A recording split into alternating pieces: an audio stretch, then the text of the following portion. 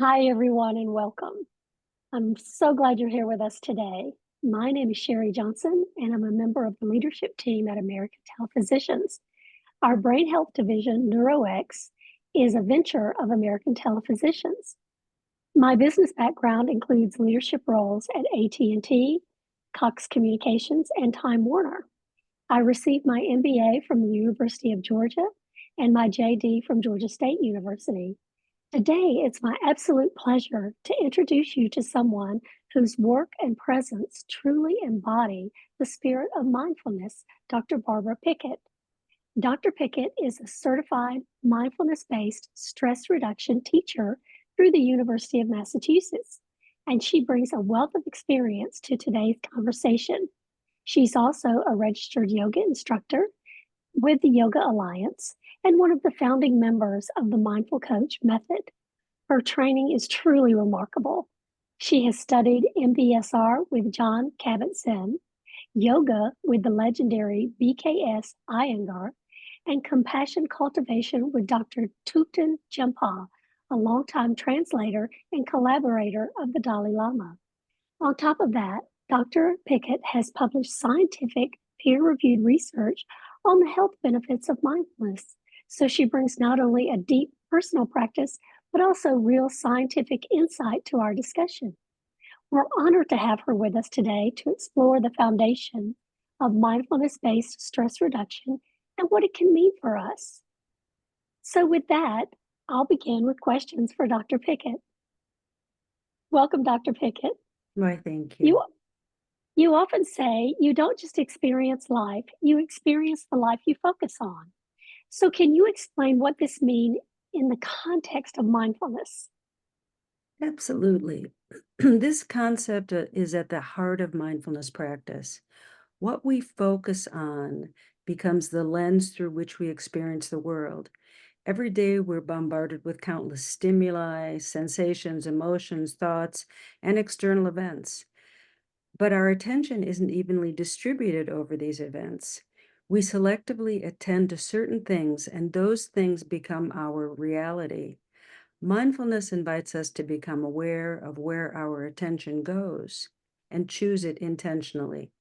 If we're constantly ruminating on things that went wrong, that's the reality we steep ourselves in. We begin to experience life through a lens of negativity or anxiety, or even when the situation may not objectively call for it. On the other hand, if we bring our attention to moments of calm or gratitude, our connections start to experience an uplift. We start experiencing a different emotional landscape, one that's often more supportive and grounded, and it's also more hopeful. This isn't about denying pain or pretending things are fine when they're not. Rather, it's about broadening the frame. In any given moment, there's more happening than just struggle. There's also the breath, the body, space, and often some aspect of goodness. With practice, mindfulness helps us notice those things too, and neuroscience backs that up. Studies have shown that attention shapes neural activity. The more we focus on particular thoughts or feelings, the more those neural pathways are reinforced, like deepening a well-worn trail through the woods.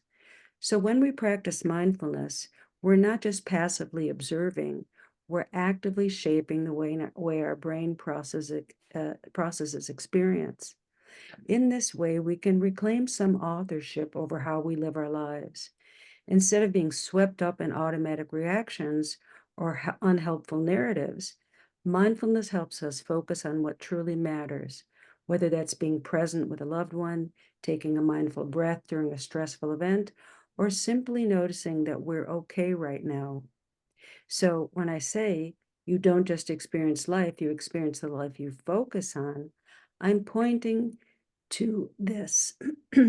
Your attention is creative, and with mindfulness, you begin to use it with greater skill and compassion.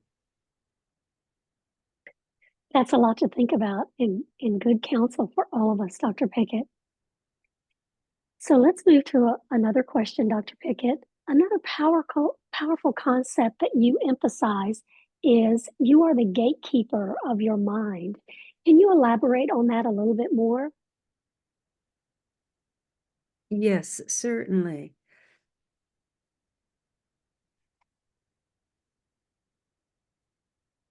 This phrase, "you are the gatekeeper of your mind," captures something very empowering that mindfulness helps us rediscover. That we have agency, we have a choice. For many of us, it can feel like our thoughts are just happening to us.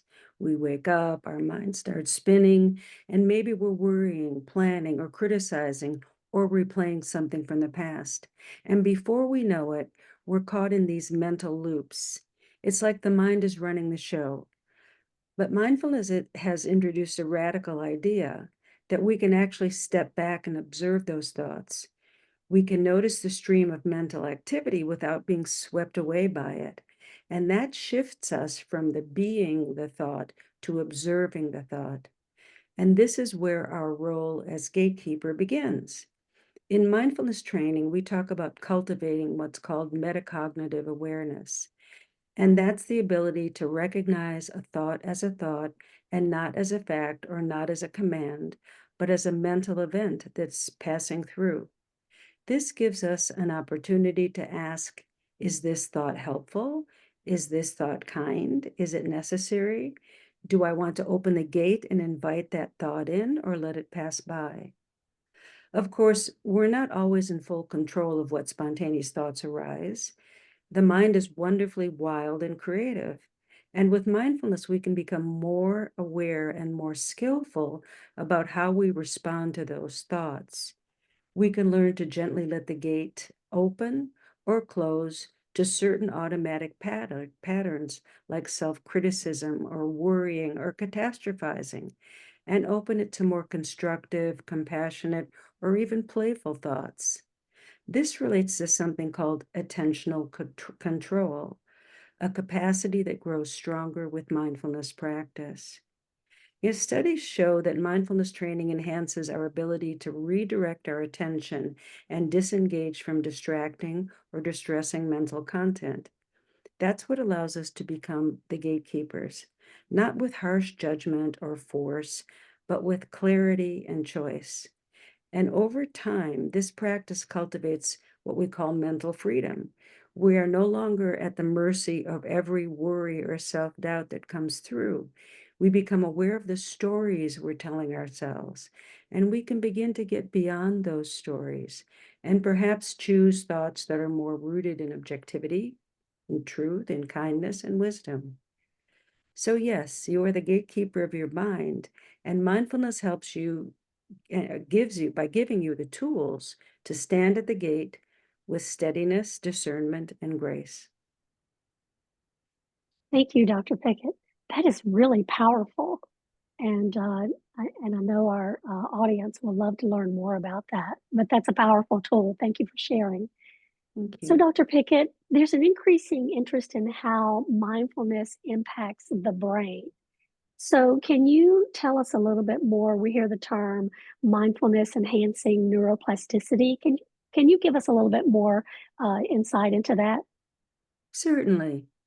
The idea that mindfulness can change the brain is both scientifically grounded and deeply inspiring.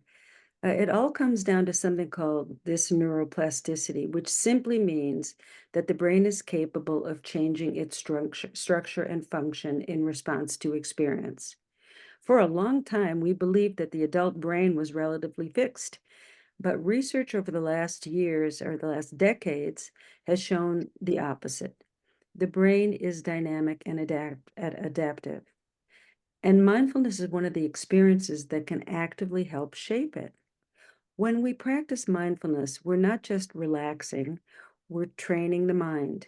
We're strengthening specific neural networks in the brain related to attention, emotion regulation, and self awareness.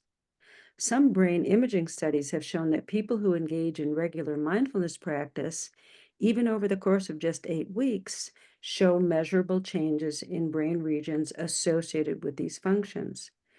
For example, the prefrontal cortex, which helps us in decision making and focus, also regulating behavior, tends to become more active and structurally thicker with consistent practice. At the same time, the amygdala, which is involved in the stress response, can actually shrink in size and become less reactive. That means we're not just feeling calmer, our brains are becoming less reactive to stress at the source. Another fascinating idea is a default mode network, and that's the part of the brain that's active when we're not focused on the outside world and often associated with mind wandering or self-referential thinking. Mindfulness seems to quiet this network and promote a shift toward present moment awareness, which reduces rumination and overthinking. This is especially valuable for people dealing with anxiety or depression. What's truly empowering is that these changes don't take years to unfold. Mindfulness-based stress reduction has been shown to create measurable shifts in the brain in just 8 weeks. Why? Because intentional, repeated attention is what drives neuroplasticity. The brain changes in response to what we practice, and what we focus on grows. So when I say mindfulness supports neuroplasticity, I mean that with consistent practice, we're not just changing how we feel in the moment, we're actually reshaping how our brain functions. We're building new patterns of clarity, of balance, of emotional regulation, as well as resilience. And here's the beautiful part. Mindfulness is not just, it's not just a state that we dip into now and then. Over time and with practice, it becomes part of us. It becomes a trait, a way of being. This is the promise of mindfulness. Well-being isn't fixed. It's a skill we can learn. That's truly remarkable. Thank you for sharing that, Dr. Pickett. So, Thank you. Dr. Pickett, you have said that mindfulness supports both psychological and physical health. Can you tell us a little bit more about how that works? Sure. This is one of the reasons that mindfulness has become so widely researched and respected. What we now understand or believe to understand. Wait, can we go back? Can you cut? Yes, yeah. Okay. So So after, I'm gonna ask that question again. okay, Dr. Pickett, you've said that mindfulness supports both psychological and physical health. Can you tell us a little bit more about how that works? sure, yeah. This is one of the reasons that mindfulness has become so widely researched and respected. What we now understand from decades of studies is that the mind and the body are deeply interconnected. When we support one, we inevitably support the other. And mindfulness is a beautiful example of that. On the psychological side, mindfulness helps reduce symptoms of anxiety, depression, and emotional reactivity. It teaches us how to be with our thoughts and feelings without becoming overwhelmed by them. Rather than avoiding or suppressing difficult emotions, mindfulness helps us meet them with curiosity and compassion. And that makes a big difference in how we process and enables us to move through life with more grace. But the benefits aren't just mental, there are also profound physical effects. Chronic stress, for example, is known to contribute to a host of physical conditions, from high blood pressure to weakened immunity to chronic pain and chronic illness. Mindfulness helps regulate the stress response, lowering cortisol levels and improving the parasympathetic nervous system activity. That's the system that's responsible for rest, digestion, and repair. Studies have also shown that mindfulness can improve sleep quality, reduce inflammation markers in the body, and enhance immune function. And in chronic illness populations, including people with stroke, heart disease, Parkinson's, and early Alzheimer's, just to name a few, mindfulness-based interventions have been associated with better symptom management, improved mood, and improved overall quality of life. So in short, mindfulness can help us shift out of this fight or flight mode and into a state where where healing and balance become more possible, not just in the mind, but throughout the body. So it's not a magic fix, but it's a deeply supportive practice that works on multiple levels at once, calming the nervous system, regulating emotion, and even influencing physical processes like blood pressure, immune function, and inflammation. Mindfulness invites us to meet ourselves as whole human beings, not as a collection of separate systems, but as an interconnected mind body network. In training our attention, we're also tuning our physiology. In learning to notice thoughts without judgment, we soften tension in the muscles.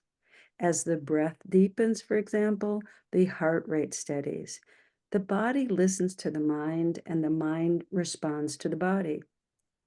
Mindfulness helps us shift out of this fight or flight mode and into a state where healing, balance, and resilience become more possible, not just in the mind, but throughout the body. And at the heart of mindfulness training are three essential pillars that we return to again and again. In mindfulness training, we work on mindful meditation, mindful yoga, and the body scan. And through these formal practices, we develop the most essential skill, the ability to notice our thoughts, notice our sensations and our emotional patterns, and our breath. And this noticing is not passive, it's a vital first step toward meaningful change. Meditation teaches us to notice where the mind goes and gently bring it back. Yoga helps us notice how stress or emotion shows up in the body and move with awareness. The body scan deepens our capacity to notice tension, numbness, or ease, among other things, and to meet it all with kindness. These practices are more than just techniques. They're tools we sharpen in formal practice and carry with us into daily life, into our work, into our relationships, and also to use for rest and recovery. With practice, we begin to respond rather than to react. We notice earlier and with more clarity, and from there, new choices become possible. Mind and body are not separate. We're whole human beings, and mindfulness meets us that way. And the best part, it's accessible. You don't need special equipment, a quiet retreat center, or oodles of hours of free time. All you need is the willingness to practice, to pause, to breathe, and gently come home to your experience, even if it's just for a few moments. That's where the healing begins. That is such a strong message, Dr. Pickett. Again, thank you for sharing that with us. My pleasure.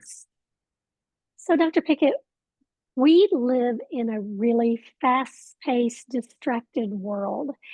And how does mindfulness help us deepen our social connections in a world that's constantly on the go? That's a beautiful question, and one that gets to the heart of why mindfulness matters, especially today. Many people think of mindfulness as something you do alone with your eyes closed, staring at or maybe staring at your belly button. But one of its greatest gifts is actually in how it improves our relationships, not just with others, but with ourselves as well. Mindfulness helps us become more present, and presence is the foundation of connection. When we're truly listening, truly seeing another person without distraction or judgment, something shifts. The other person feels seen, and we in turn feel more grounded and engaged. This kind of mindful presence improves communication. It reduces reactivity, so we're less likely to lash out or shut down during conflict. And it fosters empathy. Studies show that mindfulness increases activity in brain regions associated with compassion and perspective taking. When we become more attuned to others' emotions and more capable of responding with care, that's how we work with mindfulness in our daily lives. But perhaps just as important is the relationship we build with ourselves. When we practice mindfulness, we start to relate to our own inner experience with more kindness and curiosity. And that self awareness creates a stable ground from which we can meet others more authentically. We also begin to see that we're not so different from one another. Everyone has moments of pain, joy, worry, and longing. Mindfulness helps us tap into that shared humanity. And when we do, isolation starts to soften. We begin to feel more connected, not just digitally, but also deeply. So, in a world that often pulls us away from ourselves and from each other, mindfulness calls us back to presence, to empathy, and to real connection. The idea of being called back is something that we all need to think about and put into practice. I love that message, Dr. Pickett. Thank you again. Thank you. So, Dr. Pickett, we hear a lot about mindfulness in the workplace these days, Mm. which I think is an interesting concept. How does this mindfulness practice, actually help with performance on the job? Yeah. So it's true that mindfulness is showing up much more in the workplace. Mindfulness has actually become a key tool in many workplaces, from healthcare to education to tech and into finance, and for good reason. In high pressure environments, people are constantly juggling tasks, emotions, and deadlines, and often they're doing it on autopilot. And this is a recipe for burnout. Mindfulness offers a different approach. It doesn't make the demands go away, but it changes how we relate to them. First, it strengthens attention. In fact, in some work environments, mindfulness training is called attention training.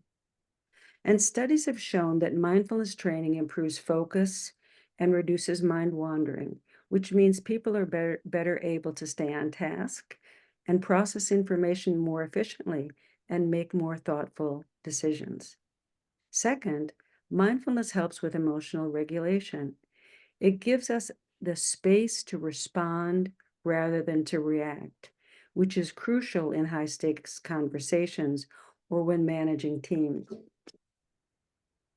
which is crucial, uh, which is crucial in high stakes conversations or when managing teams.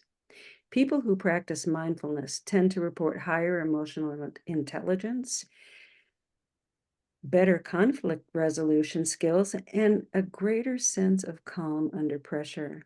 But perhaps most importantly, mindfulness helps us work in a way that's sustainable. It reduces psychological impacts of chronic stress, helping to prevent exhaustion, disengagement, and fatigue. When employees have tools to reset and recover throughout the day, even a few mindful breaths may be helpful. And maybe people become more productive. I think we should do this one over sharing. Okay, I'm sorry. no worries at I all. had that bloop, bloop, bloop go off. That kind of I'm caught set up my in the answer. yeah, yeah, All right. We're going to this start again with this question then when you're ready. yeah.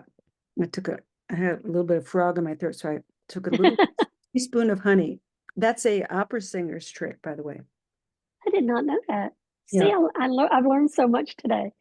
Oh, you're so nice to speak with. Let me Yes, know when you're ready. I'm ready. Dr. Pickett, we hear a lot about mindfulness in the workplace these days. How does it actually help with performance? Yes, it's true. We're hearing more about mindfulness in the workplace. So mindfulness has become a key tool in many workplaces, from healthcare to education to tech and to finance. And for good reason. In high pressure environments, people are constantly juggling tasks, emotions, deadlines, and often they're doing so on autopilot. And that's a recipe for burnout. Mindfulness offers a different approach. It doesn't make the demands go away, of course, but it changes how we relate to them. First, it strengthens attention. Studies have shown that mindfulness training improves focus and reduces mind wandering, which means that people are better to stay on task and process information more efficiently and make more thoughtful decisions. Second, mindfulness helps with emotional regulation.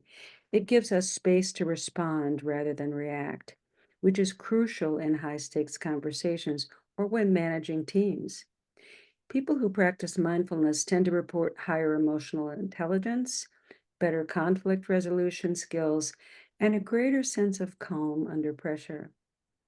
But perhaps most importantly, mindfulness helps us work in a way that's sustainable. It reduces the psychological impact of chronic stress, helping prevent exhaustion, disengagement, and fatigue. When employees have tools to reset and recover throughout the day, even with a few mindful breaths, they're not just more productive, they're healthier and more satisfied. And this isn't just theory. Organizations that implement mindfulness programs often see improvements in morale, in retention, and even in creativity. Because when the mind is less scattered, it's more open to new ideas, to collaboration, and to innovation. So, yes, mindfulness enhances performance, but not by pushing harder or working longer, but by working smarter, by being present, focused, and aligned with what matters. And that's a performance strategy that can truly last. That's an important message for both employers and employees alike. Thank you so much for your insight, Dr. Pickett. Thank you. Okay, that's the end of our questions.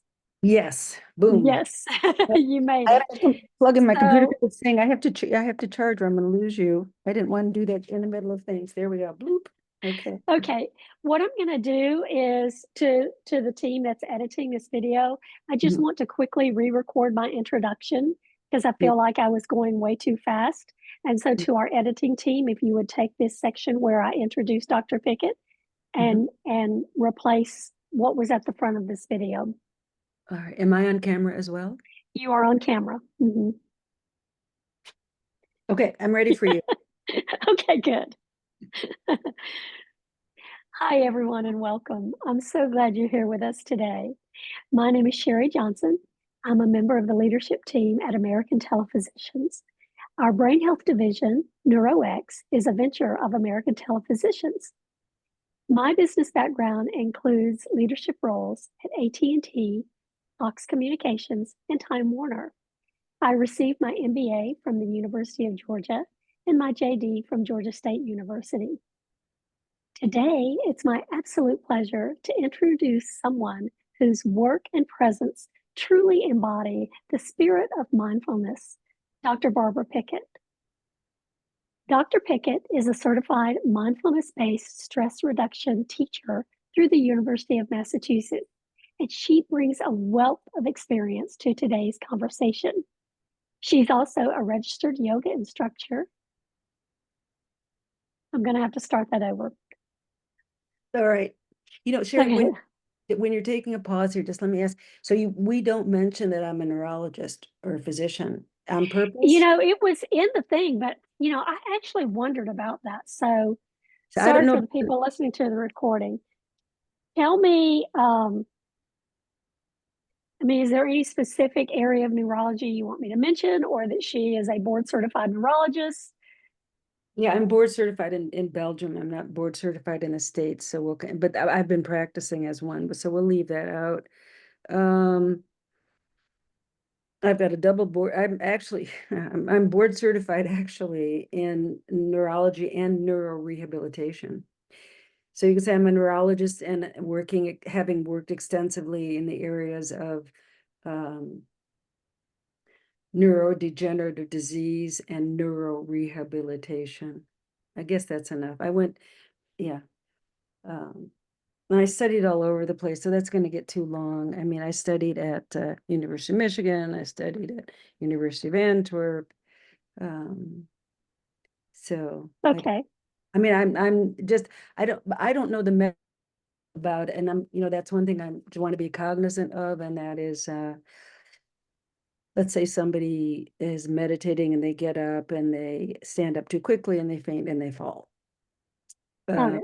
I don't want to, so we'll talk about that, off camera. Um, so what do you think, JD? So I want to add that. I want to add that. Let's see. A neurologist having worked extensively in the areas of Regenerative disease and oh, neurorehabilitation. neurodegenerative disease and Degenerative. yeah, and that's what Alzheimer's and Parkinson's are. They're neurodegenerative. And then also specialized in neural rehabilitation. Yep. So I'm a Okay. physician neurologist who has done a 1 and 2. Yep. Okay. Let me try this again. All right. We're still recording, so Oh, this is a new starting point, and I'll just start from the very beginning. okay. Hi, everyone, and welcome.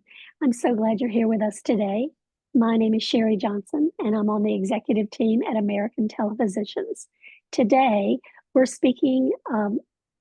Where am I going? Sorry, we're going to start again. Hi, everyone, and welcome. I'm so glad you're here with us today. There you have to My, start over. I'm sorry. I didn't realize you were starting then. I'll start from the Start very again. beginning. I will Okay, be one more here. time. Yes, ma'am. Hi, everyone, and welcome. I'm so glad you're here with us today. My name is Sherry Johnson. I'm on the Hi, everyone, and welcome. I'm so glad you're here with us today. My name is Sherry Johnson, and I'm a member of the executive team at American Telephysicians. Our brain health division, NeuroX, is a venture of American Telephysicians. My business background includes leadership roles at AT&T, Fox Communications, and Time Warner. I received my MBA from the University of Georgia and my JD from Georgia State University. Today, it's my absolute pleasure to introduce someone whose work and presence truly embody the spirit of mindfulness, Dr. Barbara Pickett. Dr. Pickett is a certified mindfulness-based stress reduction teacher through the University of Massachusetts, and she brings a wealth of experience to today's conversation. She's also a registered yoga instructor with the Yoga Alliance and one of the founding members of the Mindful Coach Method. Her training is truly remarkable. She has studied MBSR with John Kabat-Zinn, yoga with the legendary BKS Iyengar, and compassion cultivation with Dr. Thupten Jinpa, a longtime translator and collaborator of the Dalai Lama. Dr. Pickett is also a neurologist who has worked extensively in the area of neurodegenerative disease and specializes in neurorehabilitation. On top of that, Dr. Pickett has published scientific, peer-reviewed research on the health benefits of mindfulness. So she brings not only deep personal practice, but also a real scientific insight to our discussion. We're honored to have her with us today to explore the foundations of mindfulness-based stress reduction and what it can mean for all of us. Thank you for the With introduction. that, Thank you for the introduction, Sherry. Yeah. it's great to have you, Dr. Pickett. Welcome. Thank you for the introduction, Sherry. Thank you for having me. And so we'll end there. And then we go to the questions. Okay. All right. Let me stop the record. Well, that was easy. Not.